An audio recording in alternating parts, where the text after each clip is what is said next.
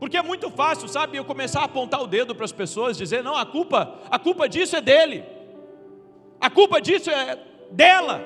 Não, mas é onde que entra a minha culpa, aonde que entra o meu erro.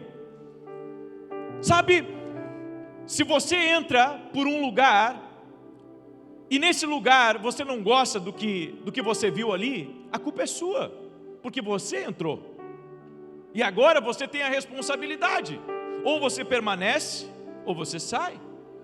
Mas é nossa responsabilidade aprender a lidar com situações difíceis, como se o Egito fosse um lugar maravilhoso.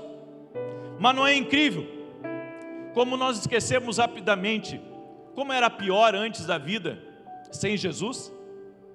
Reclamamos agora que estamos na fé, que estamos no caminho da salvação, que estamos na vida, mas nos esquecemos como o diabo batia em nós quando estávamos lá fora. Nos esquecemos de tantas coisas podres e nojentas que o diabo estava envolto, sabe, trabalhando sempre para que você fosse um escravo naquela situação, naquele vício. Nos esquecemos daquilo que vivemos e agora estamos reclamando que não está bom. Eu vou dizer uma coisa para você: melhor é estar com Deus nesse mundo do que estar de mãos dadas com o inferno. O primeiro ponto que eu quero deixar claro aqui é que subestimar as dificuldades da tarefa lhe trará problemas. Gente, não é fácil as coisas. Quem disse para você que seria fácil seguir Jesus? Quem disse para você que seria fácil começar uma empresa, ter pessoas trabalhando para você? Quem disse para você que seria fácil o casamento? Quem disse para você que seria fácil ter filho?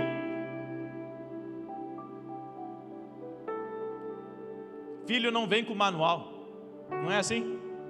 A gente até gostaria que filho viesse com manual, mas filho não vem com manual. Você vai ter que aprender a lidar. Assim é no casamento, assim é no trabalho, assim é na igreja, assim é em tudo. Porque as pessoas olham para a igreja e elas pensam: a igreja, ela tem que ser o céu na terra. O céu não deve ser o externo que nós vemos, o céu tem que ser aqui dentro. A igreja é como a grande arca de Noé. Às vezes fica quase que difícil de permanecer ali, mas fora dali é ruim. Fora dali não tem vida. Então eu acredito que eu preciso aprender a lidar com coisas difíceis. Dentro da igreja eu já encontrei de tudo e permaneço, porque eu aprendi a trabalhar e a ficar, mesmo apesar das dificuldades. A questão é: Deus pode confiar em você para uma situação difícil? Eu sei que Ele confia em você quando tudo está dando certo, mas e quando é missão impossível? E quando as coisas ficam feias? E quando tem falta financeira? E quando, sabe, o clima fica pesado? E quando há perseguição? Será que Deus pode confiar em você durante uma demissão? Será que Ele pode confiar em você durante uma execução judicial? Enquanto os seus inimigos perguntam: onde está o seu Deus? O seu Deus pergunta para mim e para você: onde está o seu louvor? Onde está a sua adoração? Onde está a sua fé?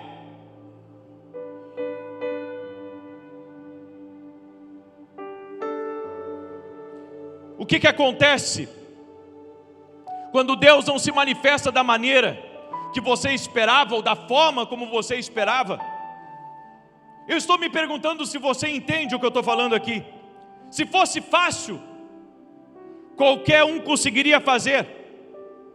Eu vou repetir: se fosse fácil, qualquer um conseguiria fazer. Qualquer um conseguiria, sabe, escrever um livro. Qualquer um conseguiria ter um sucesso na empresa. Qualquer um conseguiria, vendendo carros, transformar em uma concessionária e depois uma fábrica. Mas não é assim como as pessoas pensam. Tem desafios. não é fácil.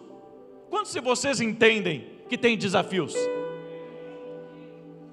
Algumas vezes você é designado para estar em lugares difíceis, mas você não percebeu que as pessoas são volúveis, elas são instáveis. Uma hora te amam, outra hora te odeiam. Uma hora te abraçam e a outra hora te rejeitam. Como lidar com esse mix de personalidades? Como lidar, sabe, com o verdadeiro e com o falso? Como lidar com aquele que é calmo e com aquele que é descontrolado? Essas são as mesmas pessoas que Moisés impediu de morrer, erguendo a serpente de bronze no deserto. Essas são as mesmas pessoas para quem Moisés orou para que caísse pão do céu, e o pão veio para a vida deles. Essas são as mesmas pessoas que Moisés lançou uma árvore nas águas amargas, e as águas ficaram doces. Essas são as mesmas pessoas com quem um homem de 80 anos caminhava pelo deserto, sem ter bebido água também. Veja, as pessoas estavam reclamando de falta de água, mas Moisés também estava com falta de água. A boca dele estava seca, a de Moisés também estava. Mas o povo só sabia cobrar e não tinha empatia pelo líder que estava ali liderando por uma direção de Deus. Este é o homem que orou de tal forma que nenhum dos filhos de Israel morresse, enquanto todos os primogênitos do Egito foram mortos. Mas nós temos amnésia quando nos sentimos desconfortáveis com as situações, e nos esquecemos daquilo que Deus está fazendo ou fez na nossa vida. São as mesmas pessoas que mais tarde vão chorar no pé do monte porque Moisés morreu.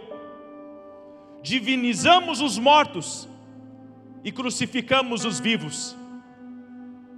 Algumas pessoas só se tornam maravilhosas depois que partem, porque enquanto estão vivas, elas são a pior estirpe para nós.